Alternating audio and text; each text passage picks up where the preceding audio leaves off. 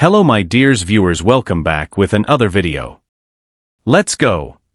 Everyone is now keeping a careful eye on him because of his extraordinary talent. However, last week's events in Miami were more than just a chance video release. It was a cunning attempt to undermine all that Shedeur Sanders stands for. You will be completely shocked by what I discovered about who leaked those clips and why. There is more to this than just football. It's about attempting to prevent a man from becoming a superstar. Although it appears to be a typical quarterback war in Cleveland from the outside, I've been monitoring this for weeks, and it's far more intricate. Shedeur is not merely vying for the starting position. He has to deal with a lot of attention, high expectations, and what appears to be a premeditated attack. Shedeur is under intense scrutiny, much like a magnifying glass, whereas most rookie quarterbacks have time to learn. The major news outlets, however, won't say this. This has nothing to do with how he tosses the ball or uses his feet. It has to do with control, power, and a system that fears what Shedeur represents. By the time this story ends, you will understand why some individuals are making such tremendous effort to discredit him and why their scheme is already failing. Let's discuss that footage from Miami.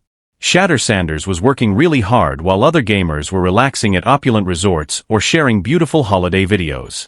Additionally, a story that the detractors don't want you to know is revealed by what wasn't included in the viral clips.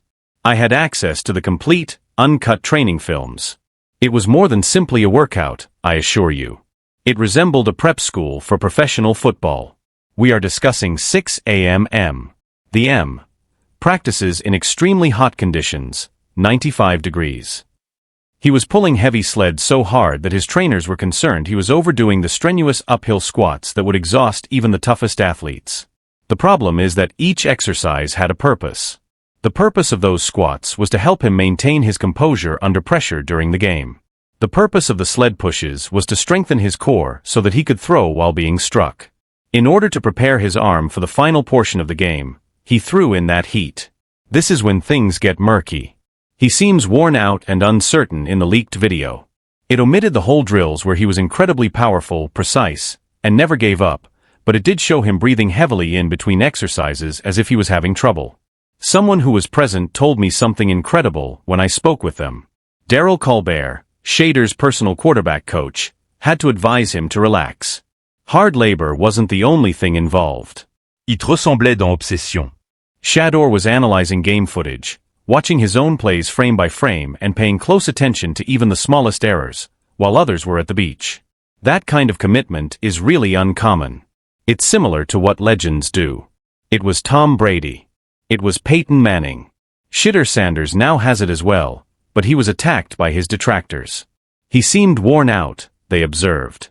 They complained that when he was exhausted, his pitching became untidy. They completely failed to see the point. He won't become fatigued during games if he overcomes fatigue throughout practice. Shedeur will persevere during the last stretch of a game when other quarterbacks slow down. It takes more than simply hard work. It's similar to rewiring your NFL preparation.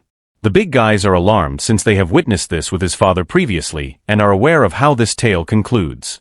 They're working very hard to manage the narrative before it's too late because of this. Let's discuss how he altered his throwing technique over the off-season. Shedeur did more than watch videos. Together with his instructor, Darryl Colbert, he completely rebuilt himself. Every throw was recorded, every step he took was examined in slow motion, and errors were immediately corrected. His footwork was examined in great detail, frame by frame. His throwing motion was examined from numerous perspectives. To read the game more quickly, he even made improvements to the way his eyes moved. It's very evident how things have changed. He's walking now. 3 secondes quicker. Defenders have less time to react to his faster throws. He is no longer only ducking in the pocket. It belongs to him. He's taking charge and making flawless passes. Let's now discuss the unfair treatment. Josh Allen was praised by the media for his intelligence and diligence after he corrected his throwing technique. However, they claim Shedeur seems anxious or desperate when he makes a more significant adjustment. He taps the ball before throwing, which is a ridiculous criticism. First, the extremely well-known player Peyton Manning did that throughout his entire career. Secondly, it's not a tap. He carefully switches his grip to increase the accuracy of his tosses. Regarding that footage from the Colorado game, detractors frequently use it against him. He did roam around in the pocket and occasionally make poor throws, but let's face it, he was playing behind one of the worst offensive lines in college football. I saw all of his plays from the previous season. 68% of the time, he was under pressure. With that much confusion, no quarterback could perform well. Shedeur nonetheless managed to throw for more than 3,200 yards and 27 touchdowns. That's not messing up, even if you get hit a bunch. That's being resilient under duress. It's not a flaw. It indicates that he is already quite talented. When I showed Shedeur's new motions to an old NFL quarterback coach, he stated, "This is perfect." He felt that Shedeur looked more like a 5-year starter than a rookie. The vids are truthful. Compared to the majority of starting quarterbacks in the NFL today, his technique is better, crisper, and cleaner. It's loud and everyone is talking about him. He's not simply making quick passes, they claim. He's making precise, extended passes through confined spaces. Therefore, it has nothing to do with his ability to read defenses. It's about how effortlessly he responds when the play begins. In the NFL, a massive rumor is circulating. And Cleveland is the source of it. It sounded weird at first. The Browns quarterback group is led by a rookie selected in the 5th round. Although it appeared to be false information, the conversation is now becoming more widespread. Everyone in the vicinity of the Browns camp is in agreement that something significant is taking place there. Shedeur Sanders is demonstrating more than simply his promise. He's assuming control. Shedeur is doing fantastic, however it may not be everything just yet. In meetings as well as on the field, coaches are content. Players that are older are observing. According to one, his charisma, composure, and intelligence have already won over the tough experienced players. This was not intended to occur. Shedeur had modest expectations when he joined the NFL. With players like Dillon Gabriel, Joe Flacco, and Kenny Pickett in his path, 5th-round choices don't typically advance this quickly. However, things are rapidly changing now. Coaches are reconsidering their strategies. Shedeur is making a compelling case to be the starting quarterback, so teammates are murmuring and the front management is attempting to keep things under control. He is intelligent, focused, upbeat, and constantly grinning. You want to hang out with a guy like that? You want to work with him, stated a team member. Here's the major thing. It's his brain, not just his throwing abilities.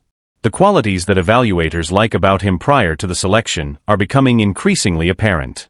But what's causing him to ascend so quickly are things you can't quantify, like maintaining composure under duress.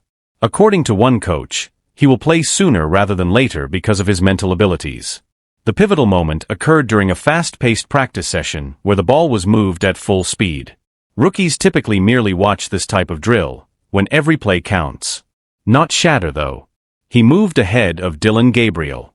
Quiet confidence, no grand statement. He led the team as though he had been doing it for 10 years. Then he smashed it. He wasn't making simple passes. He was guiding the team as if he were in command by making accurate, forceful passes through confined places. It wasn't just luck, someone who was observing said. It was a daring action. Let's examine the figures. Despite having 90 sacks in just 2 years, Shedeur completed 74% of his throws last season at Colorado, which is higher than 71% for his entire collegiate career. Despite constant pressure, he continued to play like a pro. He now has outstanding players surrounding him and an actual NFL offensive line. Additionally, he is dismantling defenses based on practice videos. The identical thing is shown in each clip. Large, precise passes that are made both inside the squad and throughout the field. People are genuinely surprised not only by his throws, but also by the way he approaches the game. One coach claimed that after seeing a play on the board and practicing it once, he performs it flawlessly in practice as if he had been doing it for years. Such intelligence is quite uncommon, particularly for a rookie selected late in the selection. He is a champion because of how quickly he puts his ideas into practice. He is regarded by many as one of the most polished rookies they have ever seen. The crucial question now is whether he will be able to join the team, gain actual practice playing time, and possibly even secure a starting position. This quarterback group is really open, so even though it's a significant obstacle, it's not insurmountable. Nos quarterbacks hissent à certains to be a star à Jared Goff or Matthew Stafford. Shedeur may already be the greatest when it comes to pure skill. You should reconsider if you believe that this is only media hype. This is genuine. It may be more about the coach's job security than who is genuinely superior if Kenny Pickett starts in the first week. Because Shedeur Sanders may be the team's best quarterback based on what we can observe. Coach Kevin Stefanski is reportedly under a lot of strain. Actual pressure. The kind that puts your employment in jeopardy. It's already influencing his decisions, according to those close to the Browns. He has time to develop a young, talented player if he begins Shedeur Sanders. However, if he chooses Kenny Pickett, it indicates that he is either out or desperate to win immediately. For weeks, someone on the team informed me that either Dillon Gabriel or Kenny Pickett would start in the first week. Sanders and Flacco were supposed to compete for the third-string position. However, no one anticipated that Shedeur Sanders would alter everything. He now has a smoother stance, faster throws, and much improved accuracy, and the locker room is humming. The quarterback we saw in college is not the same as this one. This is far more thrilling. However, they continue to alter the rules, refusing to acknowledge the obvious. A youthful, self-assured black quarterback who puts in more effort than everyone else. They are bothered by that. It's not always necessary for true leadership to be loud. Shedeur Sanders is demonstrating in Cleveland's quarterback room that the best leadership is unobtrusive, steady, and silent. Things are changing behind the scenes. While detractors attempt to explain away what they didn't anticipate, coaches and more experienced players are beginning to take note. He acts like a pro who has been in the NFL for 10 years, according to folks I spoke with within the Browns. He arrives to practice first and leaves last. Even on plays that aren't for him, he takes notes during meetings. He is attentive, modest, and eager to see everyone improve whenever he speaks with teammates. It is nicely demonstrated in one instant. Veteran receiver Amari Cooper slightly altered his route in the middle of a play during a recent workout. Show me how you want to run that. I want to throw it right where you need it, Shedeur calmly stated to him instead of becoming enraged. It's not how rookies behave. A team leader behaves in this manner. However, the media characterizes his self-assurance as arrogant, as if he hasn't earned it. Let's be honest. They claimed the same thing about Lamar Jackson, Cam Newton, and any black quarterbacks who took on leadership roles prior to the NFL's approval. However, leadership is earned rather than bestowed. Additionally, Shedeur Sanders is subtly managing the team, the locker room, and the atmosphere. He inspires others by his composure, clarity of thought, and self-assurance. Because of him, even seasoned athletes are altering their practices. After 16 years in the NFL, Joe Flacco has begun emulating Shedeur's pre-practice routines. Kenny Pickett is staying up late to perform the same footwork that Shedeur does on a daily basis. That's respect, not chance. The best words came from a veteran who wished to remain anonymous. He is unique. Because he doesn't think like a rookie, he doesn't behave like one. He is encouraging us to improve even if he is already one of us. It is impossible to purchase or fake that kind of respect. It is earned with diligence and genuine leadership. It is evident during team meetings. Players glance at Shedeur when coaches pose challenging questions, not because he's noisy, but because he's prepared. He doesn't use charm or deceit to lead. He is a smart leader. Additionally, someone by the name of Grossi recently made a big mistake. This is a game changer if you care about Shedeur Sanders and how the Browns are developing their squad, yet it was overlooked by the major media sources and social media. This is what happened. Gross was discussing the challenging quarterback position with Joe Flacco, Kenny Pickett, Dillon Gabriel, and Shedeur Sanders as well as this year's training camp. Everyone's attention is on which veteran looks good in practice or who will be the starting quarterback. However, Grossi emailed me something that made me stop cold. He stated, rookie draft picks are always safe under Andrew Berry. He does not cut his rookie draft picks their first season. Consider that. Not always, not most, not all rookies. That's a team rule, not just a decision. You're not simply there to practice if Andrew Berry selected you in the draft, particularly in 2024, you're joining the team. Click the subscribe button, like the video, and leave a comment with your thoughts. This is important. GI also refused to back down. He said, they're making the 53-man roster period. That's a huge deal, rather than we'll see how practice goes, when asked if Shedeur Sanders and Dillon Gabriel would make the final team. This is because most people still believe that this quarterback group has a tight order. Pickett, Gabriel, Shedeur, and finally Flacco. Shedeur, in their opinion, is merely a project that will be put on hold. No, not at all. That is outdated thinking. The Browns are suddenly playing a more intelligent game. They're not just playing checkers. They are engaged in a game of chess. Let's consider this from a different angle. The Browns have used 9 different starting quarterbacks over the past 2 seasons. Not an error. 9. 5 the previous season, for the previous one. That lineup isn't very good. That is an issue. The true question then is not if Shedeur will play, but rather when. Because history indicates that someone is being harmed. The depth chart ressemble à spinning d'or. And who do you trust when it occurs, which it will? A rookie with years of potential or a 40-year-old veteran with limited time?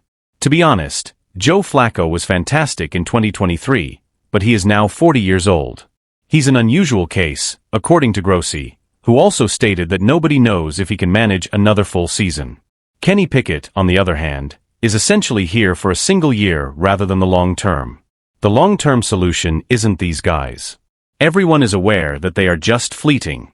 This is something that is not sufficiently discussed. Rookie agreements. Shedeur's 4-year agreement is more than just a contract. It's a wise decision. It allows the organization to develop around a young quarterback without having to shell out $200 million. The Browns added 4 quarterbacks for just $7 million, while Deshaun Watson's contract is consuming $36 million of the team's budget. $5 million in total. That team planning is really clever. That's more than simply depth because Shedeur and Gabriel have inexpensive rookie contracts. It's a long-term approach. It was stated rather clearly by one team insider. Everyone is in danger if one of the young guys starts and doesn't succeed. The initial strategy was cautious. Bring Shedeur along gradually, give him time to learn, assign him to execute practice plays, handle a clipboard, and do third-string chores. He wasn't meant to stir things up so quickly. However, the coaches were shocked to see his practice recordings. Every toss was accurate. Each play was flawless. Serious meetings emerged from quiet conversations in the front office. Coach Stefanski is in a difficult situation since one manager allegedly stated, "We thought we could keep him on the bench. Now we're wondering if we need to start it." Fans will want Shedeur after week 3 if he starts Gabriel or Pickett and they perform poorly. However, the bosses may claim he rushed it if he begins Shedeur early and he plays poorly. The position of Stefanski is in jeopardy. Some claim that he is coaching to keep his job if he chooses Pickett. The general manager is allowing Sanders time to develop if he chooses him. There is genuine tension. Pickett is reportedly irritated. Flacco is aware of what is happening, but he is remaining composed. Once a surprise contender, Gabriel is now being passed over by a 5th-round choice. It was summed up by one employee. The building's silent tension is palpable. Everyone is anticipating Stefanski's choice. But let's face it, team politics are no longer the issue. It all comes down to who has the momentum. And Shedeur has it all right now. In the locker room, on the field, and in the video room, he is winning. The media is beginning to take note as well. James Jones, a former NFL player, stated on television that Shedeur is currently the Browns' best option. Now, not later. There are rumors behind the scenes that Stefanski preferred Shedeur, but Gabriel was chosen earlier by the front office, possibly to escape pressure from the team owners.